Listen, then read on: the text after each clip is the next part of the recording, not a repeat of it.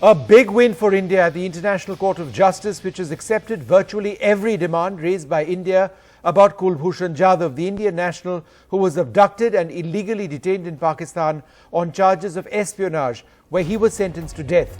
Ruling 15-1 in India's favour, the ICJ told Pakistan to ensure that Jadhav is not executed. The court has also told Pakistan to review Jadhav's conviction and death sentence. The court concludes that the three objections to the admissibility of the application raised by Pakistan must be rejected and that India's application is admissible. The court now turns to the merits of India's application. In this regard, the court recalls that Pakistan does not expressly raise any objection to the jurisdiction of the court. It notes, however, that Pakistan does advance several contentions concerning the applicability of certain provisions of the Vienna Convention to the case of Mr. Jadhav. The court considers it appropriate to address these arguments first before turning to the alleged violations by Pakistan of its obligations under Article 36 of the Vienna Convention. The court therefore concludes that Pakistan has breached the obligations incumbent on it under Article 36, paragraph 1A and C of the Vienna Convention by denying consular officers of India access to Mr. Jadhav, contrary to their right to visit him, to converse and correspond with him, and to arrange for his legal representation. We welcome the judgment delivered just now by the International Court of Justice in The Hague in favor of India in the case relating to Sri Kulbhushan Jadhav.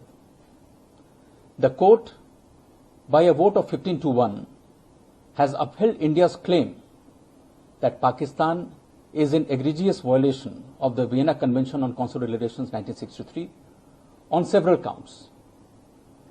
We also appreciate the direction by the International Court of Justice that Pakistan should review and reconsider the conviction and sentence given to Sri Jadhav by the Pakistani Military Court.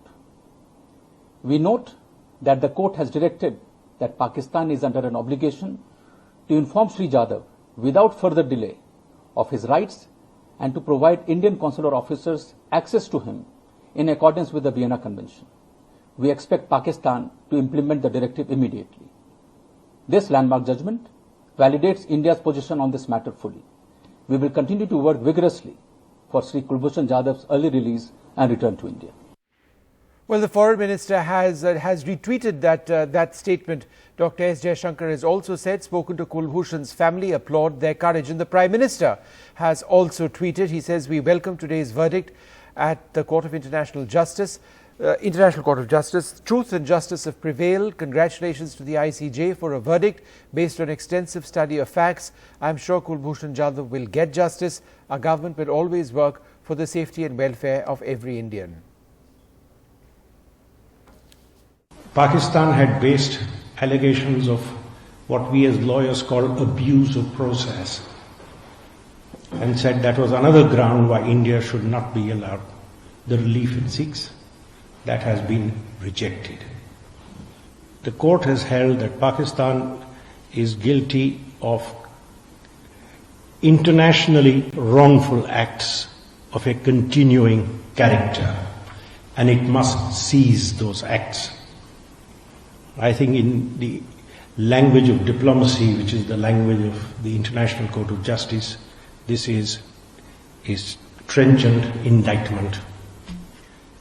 Pakistan's Attorney General asserted that their constitution assures a fair trial. The court has said you must take all steps necessary. What steps you take are of your choice, respecting the sovereignty of Pakistan. But they have said this choice is not a free, unhindered choice. There is a what they have used a nice phrase. They have said there's an obligation of result. I see this judgment with a sense of relief, a sense of gratification.